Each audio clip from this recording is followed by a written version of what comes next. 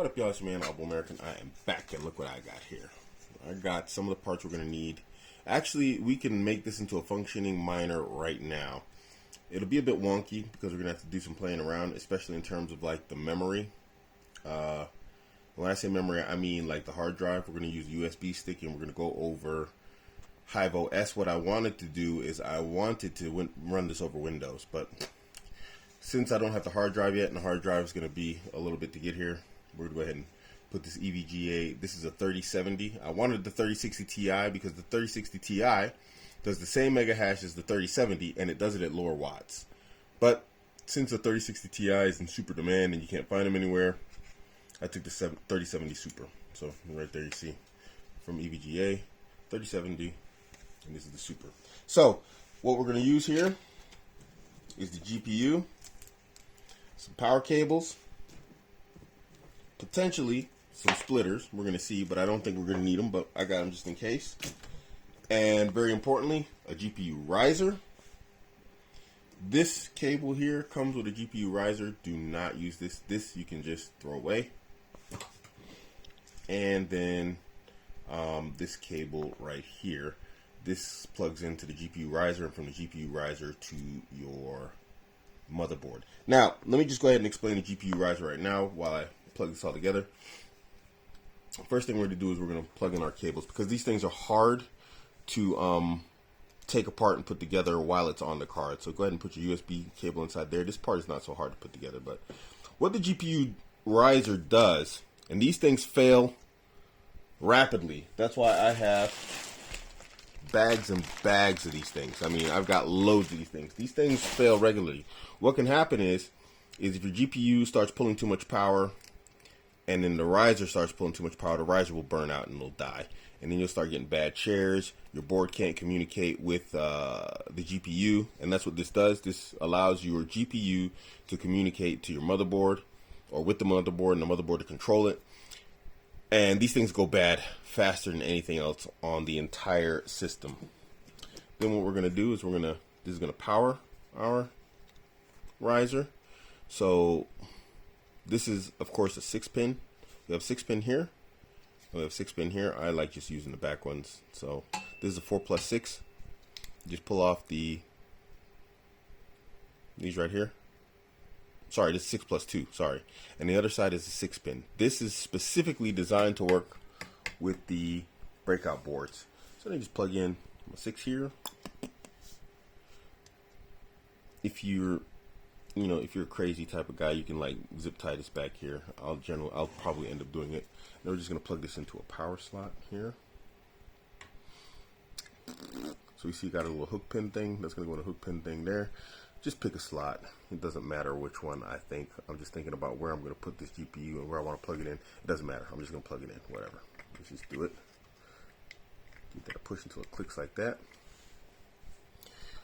And then, remember what I was saying, guys, about the video. We're not getting any visual. So what I'm going to do is I'm going to plug the communicator, into this slot right here. Now, this can fit in either way. If you put it in this way, the small one on the big pin hole, you will fry 100% your GPU. It will brick it. And it is not a repairable bricking. Make sure you put this in right. The big side goes to the big side. The small side goes into the extra big side. And you plug it in here like this. Now, right now, it's not dangerous because there's no power on the system. But if I was to plug this in like this and then boot the system up, you see how we got that little gap there? I would kill my GPU, and that GPU is quite expensive. I don't care how much money you make, that's an expensive GPU. You don't want to fry it. So make sure you put that in there correctly. That is the only one that you can make that mistake on. The other ones, it won't fit. It's too big to fit in a small one. It just won't fit, no matter how hard you try. But this one, it will fit, and it will kill your GPU. So this little hook arm here that doesn't do anything, that goes to the outside always. Just some piece of information for you there. All right, guys, next, what we're going to do is, that's plugged up wrong, so let me just go ahead and pull this out for right now until I can get this done up right. We're going to take this, make sure, you see this right here, this is just a locking pin. Just make sure the locking pin is open. Now we have the connector So we're slightly interrupted there. So now we got the GPU connector right here. You see it? Let me turn this around. And then basically this is going to plug in there like this. All this does is allow the GPU to communicate with the rest of the PC. Slide that on there, nice and easy. And then this part right here, you gotta lock this closed. This is really difficult to reach. Some of these things is easier than others. This one is a difficult one, but you see, you click it closed there, and then basically what happens is it can't pull off. So now we need to figure out how to mount this, and I'm gonna unplug this power cable again because it's twisted. And then what we're gonna do is we're gonna put this in here. Let me turn this entire rig. I guess this is good. Right next to the power supply. And then this is like, it's got these little notches on here. There you go. Where, you know, these two little parts right here fit in there. These are going to fit in here. Not all rigs have this. This rig is specifically designed like this. Just pop those in there. And then there's a hole right here in your GPU that allows you to slip in these special screws that these guys give you, which is going to be really hard to tighten down because this is really like a tight spot.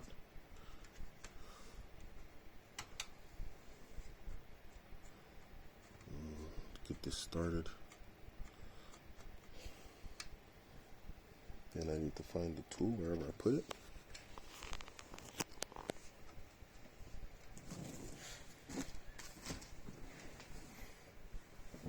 Which I can't find, of course, because I need it.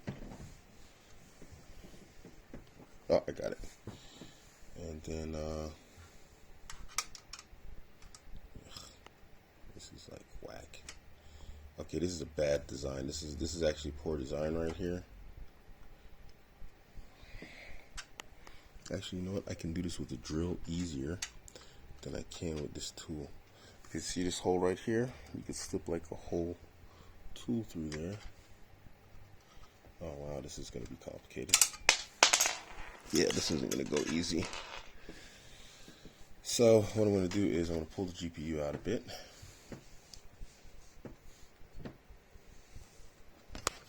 And I'd like to go from the top, actually.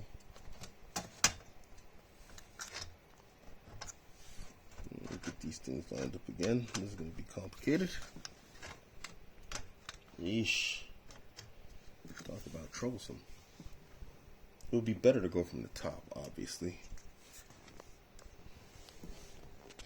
so that the whole thing doesn't slide around. Because when you put the screw inside here, what can happen is the GPU can still move up like this, even though the screw is like this. But when it's in here like this, it can't move up like that. And these things, although they don't move around a whole bunch or whatever else, they do vibrate, and so that might actually cause it to shift out of place. Let me try and see what I can do here, but I don't see how I can tighten this. Okay, this is going to be complicated.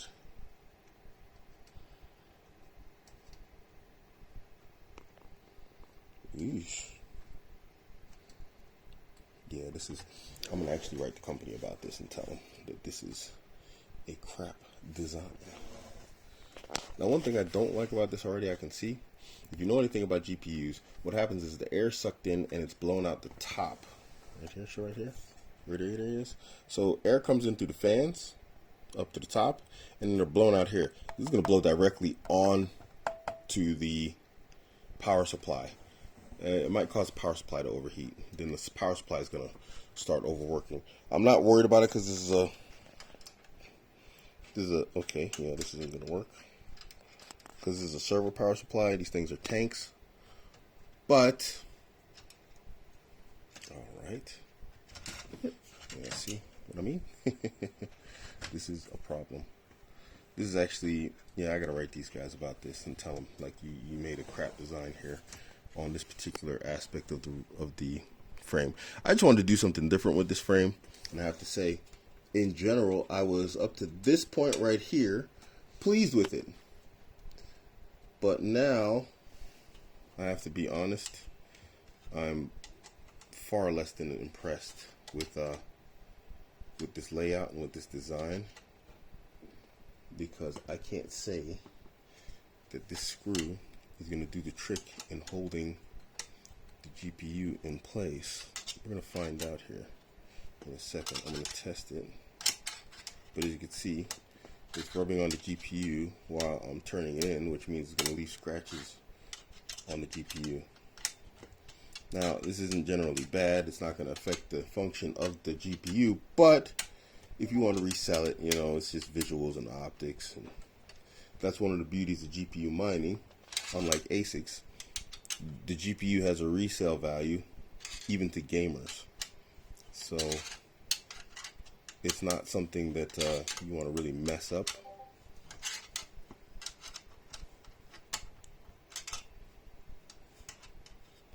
Yeah, and the screw is loose. I can see that right now.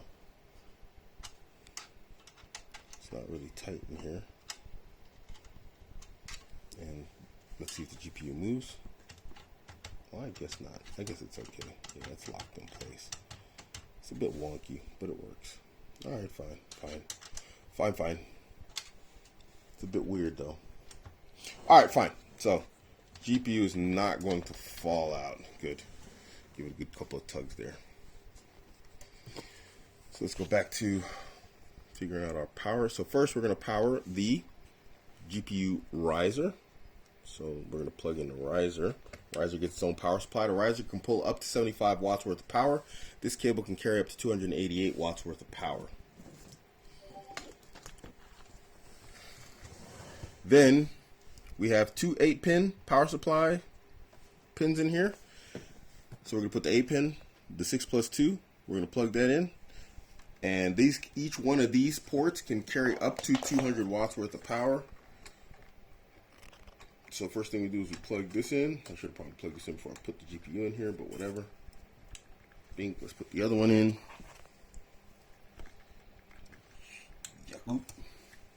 And then just find two slots to plug these in. And you can see this is going to be like, you know, Germans say Kabel spaghetti. This is going to be like a cable spaghetti, a cable salad, Kabel salad by the time we're finished. See, I'm trying to plug this in wrong. Because imagine, I'm going to have 4 GPUs plugged in here. Each GPU is going to take up 3 slots, 12 slots. So 12 slots total. There's 16 slots on the board. 2, 4, 6, 8, 10, 12, 14, 16. So we got more than enough power slots. Because there's going to be 4 running off this power supply, and down here there's going to be 4 going to be running off that power supply. So let's put this one inside here. Bink. And let me actually not put them on the same rail. Spread out the power.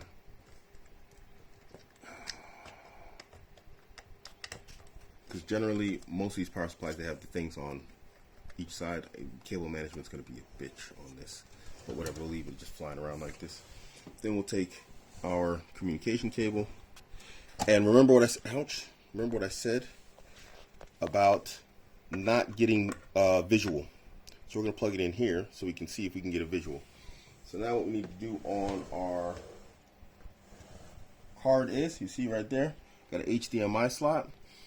When we power this up this next time, we're going to plug into the HDMI, and from the HDMI into the screen to see if we can get a boot up screen.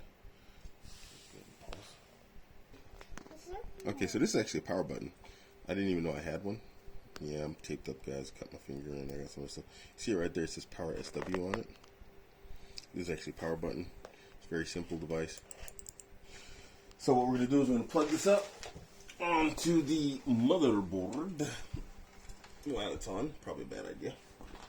Remember what I said, it's the first 2 cables here. Doesn't matter if the power button's up, down, whatever else. You just need to go on.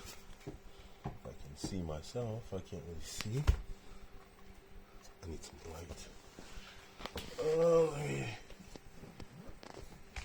Let me get some light, guys.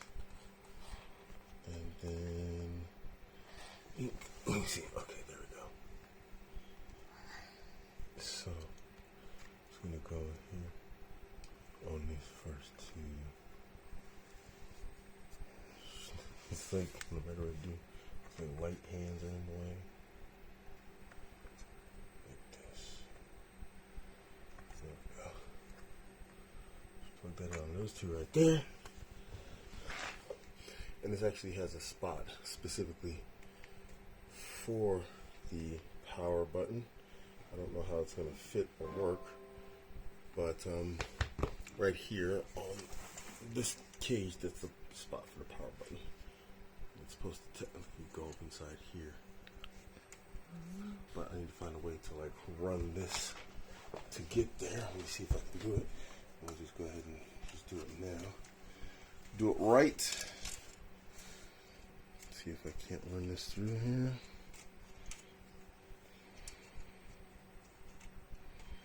I can't reach it. Anyway, it goes inside there.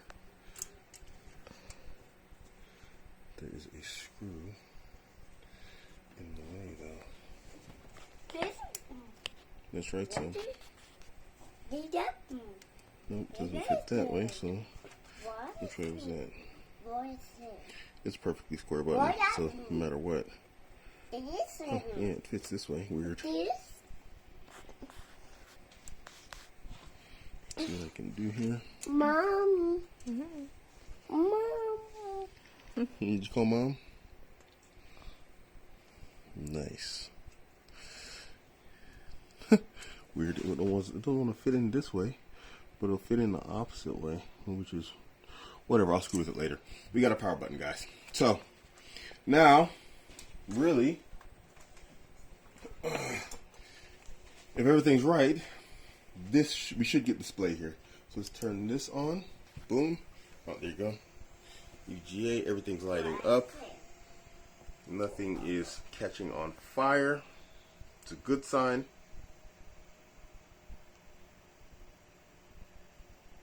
And we're still not getting display. So, this is part of the troubleshooting issue here. So what can we do? What is the problem? Why are we not getting display? Let's give it a second here.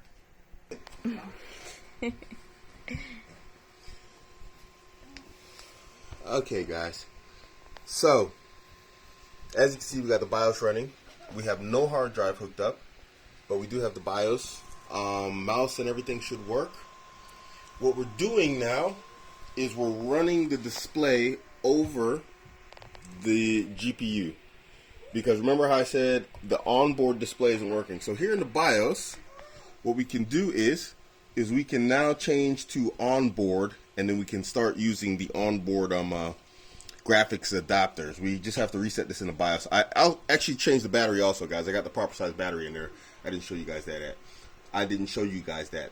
But like I said, if you're having a problem with your display off of your board, then what you're going to want to do is you're going to run a cable, a HDMI cable into the GPU, and from the GPU, of course, into the screen.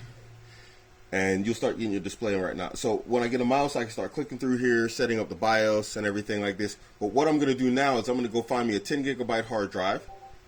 10 gigabyte memory stick. I'm going to use Etcher. I'll show you guys that process also. To flash HiveOS on it, set up HiveOS, and get it mining on my farm.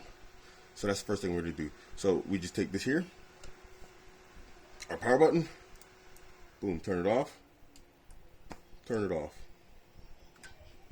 When we turn it on, we're going to do it in the opposite order. We're going to press here, and then we're going to press there. All right. Go ahead and pause that. Okay, so this is a 10 gigabyte Intensio memory stick. It's going to act as our hard drive. And what we're going to do is we are going to use Balancia Etcher to write HiveOS onto this disk. So what we do is we just, flash from a file. And I'm going to go to my downloads, HiveOS stable. Okay, just double click that so it selects it. And then flash. This is going to take a few minutes. And yeah, once it's finished, we're going to do the rig configuration, which I can't show you, unfortunately, guys, because it has my private information on there for my farm. But I'm going to set it up, and then we're going to get this thing hashing over HiveOS. Okay, so Hive has been written over to my memory stick. I've done my configuration file, which I can't show you guys, unfortunately. But I've named this rig Vengeance. And so what we're going to do next is plug that into the rig and see if we can't get this thing hashing. I have to plug up a network cable also, so I'm going to unplug the laptop, plug in a network cable to that mining rig, and see if this thing registers on Hive OS. Let's get to it. So it's something of a mess here, but if I do this right, then Hive OS will start showing up here on this screen when I power everything up.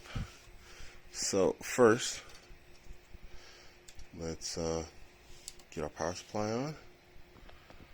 Turn our motherboard on, the blue light. There, you see the motherboard is on. Oh, yeah, there it is, blue light. So everything should boot up. We have internet. I didn't mess with the BIOS on this. I just decided to just go straight unmodified BIOS. Let's see what happens. This is spooling up here. Uh-oh. What's happening? Something strange is happening. Oh, okay. So it's registering with Hive OS. So it should reboot with a configure, because the configuration file has limited configuration on it. So now it should go straight into Hive OS after this. Because what it'll do is connect. Yeah, see, there you go, Hive OS. Boom.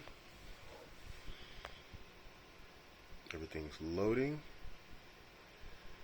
Let's see what it's doing here. I have no idea. Yeah, actually it's loading everything. Oh wow, it's going straight into mining.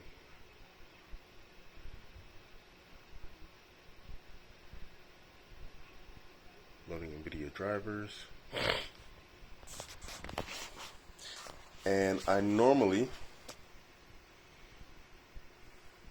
So now what I have to do is I have to go on Hive OS and give this a what's called a flight sheet. And the flight sheet is going to tell it what to mine, what wallet to mine to. None of that is set up right now. So I need to set that up in Hive OS. Let me go ahead and do that and then get this thing mining. Oh, what's it doing now?